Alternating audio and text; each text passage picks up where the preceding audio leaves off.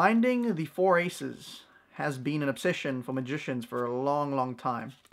And what I'm going to try to do is have them in different parts of the pack. I'm going to push them all in, okay? I want you to notice they're all separated, okay? I don't know. I'm just going to push them all in, and I'm going to try to deal to the aces. These aren't marked cards. I'm going to try to stop at aces, okay? So here we go. I'm just going to start dealing like this, and whenever I feel like it's an ace, that's the first one. Here we go. Let's see if I can get the second one. That's the second. Alright. That's the third. And the final ace. Cards are dropping. But that right there is the 4th ace. And that is how you locate the 4 aces. What's good, peeps? It's your boy Eduard Todor, and today we're going to be reacting to Matt Johnson on Fool Us. Let's see what he got. My name's Matt Johnson, and I'm from Sheffield, England. When I discovered tattoos, I realized that I can carry my scrapbook and my memories wherever I go. The J here is for my brother Jonathan. He has tubular sclerosis, which causes seizures. I've watched him literally have 3-4 in a row, go into a coma and can't breathe. And that's why I do the water escape. What I experienced in there is kind of what he goes through too. So it's my way of being closer to my brother. He's the most courageous guy I know. So when I need the inspiration and that last bit of oxygen, that's what I think about. I like the way he related that to his life. I don't know if that's really the reason why he does that escape, but if he does, I mean, it makes it more meaningful. Taking Matt Johnson. Well, good evening, folks. I'm from Canada, but I originally grew up in Sheffield, England, and when I was a kid, I had a poster on my bedroom wall. The gentleman in the poster was arguably the greatest escapologist of all time. His name, Harry Houdini. Now, Houdini was famous for many escapes, but the one he was probably most famous for and the most terrifying was the water torture cell. In this escape, he would suspend himself by his ankles, turn himself upside down, and go into a tank of water, chained and shackled. He'd attempt to make his escape whilst holding his breath. This evening, I'd like to try my version of the water tank for you and for Penn and Teller. Now, I'll make no secret of the fact that I'll be attempting to pick the handcuffs and the lock around my neck using this bobby pin. However, the last lock, I wonder if that's true. I don't know anything. Keeps the lid closed, that one's a little different. Allison, if you could join me at the table, please.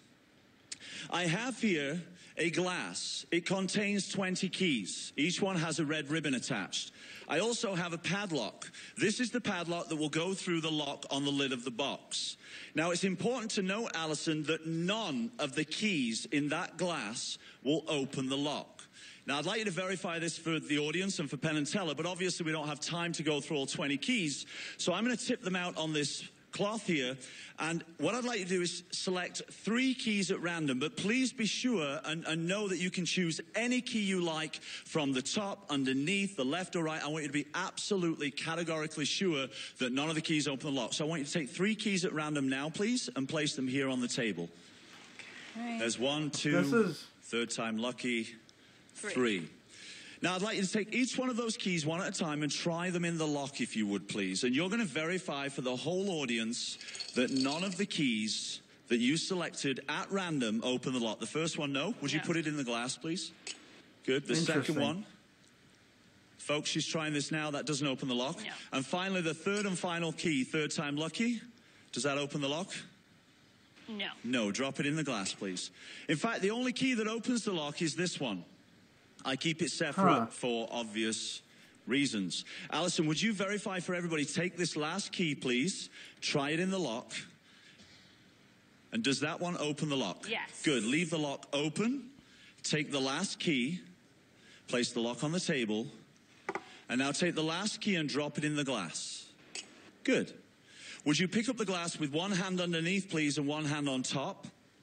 I'd like you to shake up the keys. Most people so Alison, would you verify that you just took the only key that opened the lock and placed it in the glass and mixed it up with all the keys open the lock? Yes. Good. So this is very interesting. No pressure, but if this should go horribly wrong at any point, it is all your fault. Oops. Alison, you can place the glass on the table. We'll take it from here. Thank you so very much. You can go over to the side of the stage.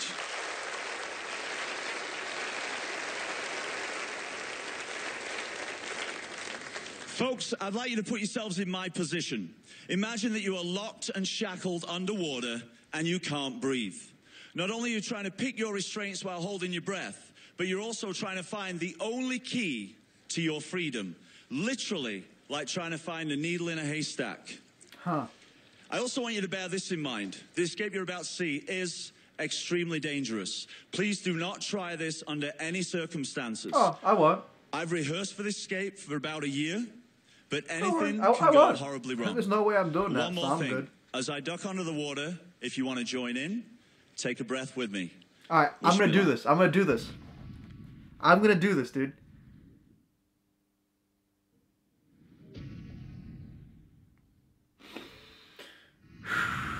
I'm gonna do this. I'm gonna keep my breath for longer than he is. This is a challenge at this point.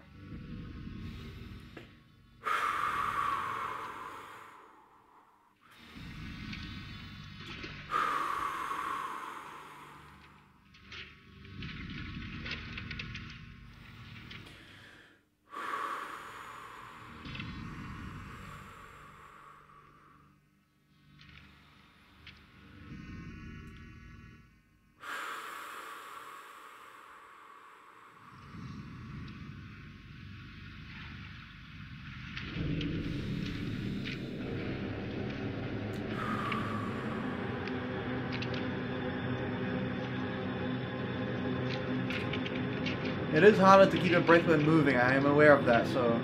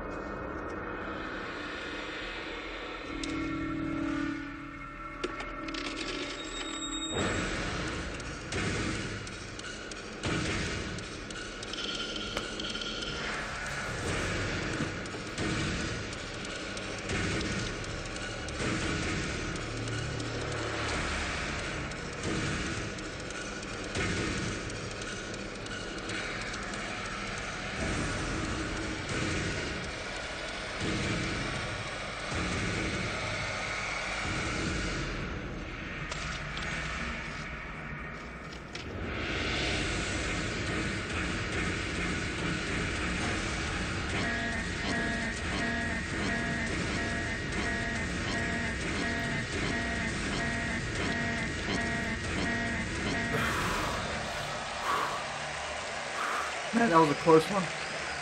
I almost couldn't hold on any longer. Holy shit. Matt Johnson! That was a long time. That was a long time.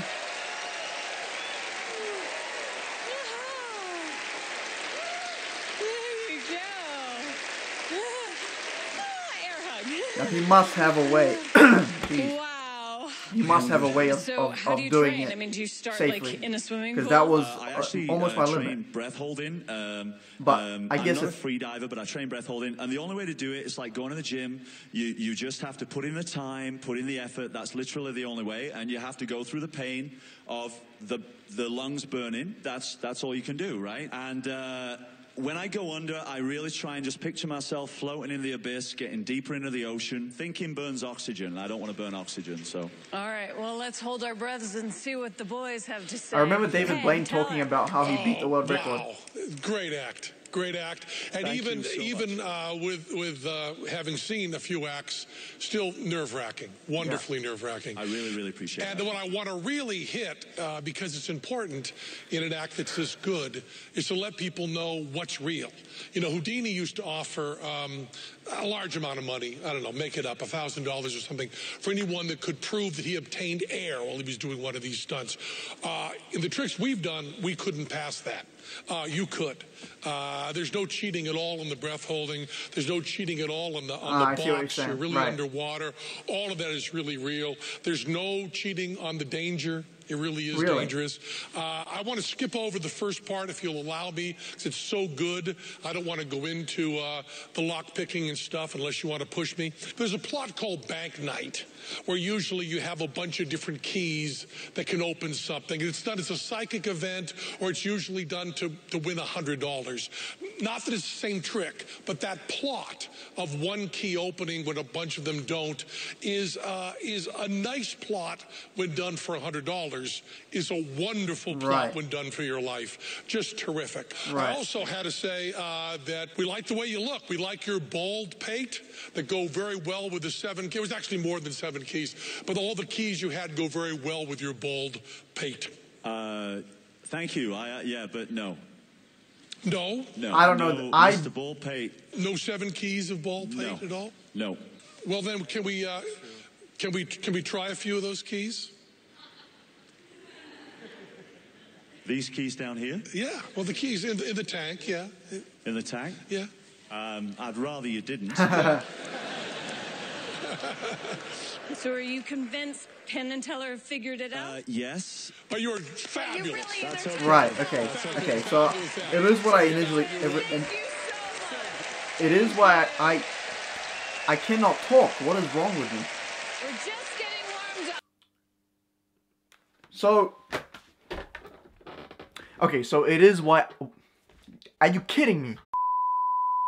Okay, so it is what I initially thought. Okay, it is what I initially thought. I didn't understand what they was talking about, the bold thing, the 7 keys. I don't understand any of that. I don't know what the hell they were talking about in the code words, but that makes sense because I don't know anything about key magic. You know, I do card stuff, so that was very interesting.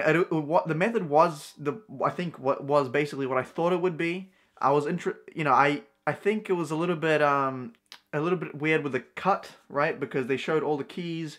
Allison tried them all, and then the camera went off, went onto the tank, and then some guy brought in the keys. So anyway, I wish I saw that live so I could basically find out if I was right or not. But I'm pretty sure I was.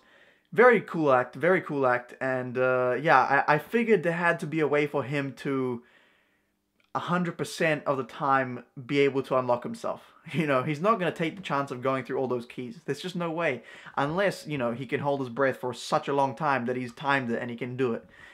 Which would have been very impressive. But yeah, I don't think that was the case. I think there was some kind of magical aspect. Otherwise, why would he come on Penn and Teller, right? Like, if he could actually do that for real, then there's no magic there. And I guess he could probably fool them with that, but I don't know if that's really considered magic or not. So, but anyway, that was very interesting, very interesting.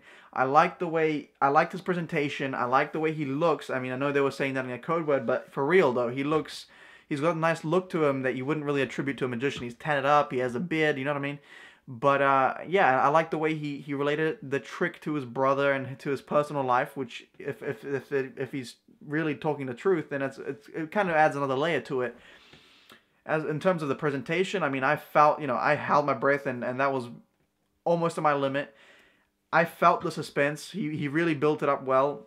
There's nothing to say. It was a good act. I liked it. So that's about it for this video. If you enjoyed it, leave a like, subscribe. I do daily videos. Follow me on all social media platforms, Instagram, Facebook, Twitter. All the links are down below. My Patreon is also down below if you want to support me in that way. And as always, mad respect, much love, stay lit, and I'll see you in the next one. Peace!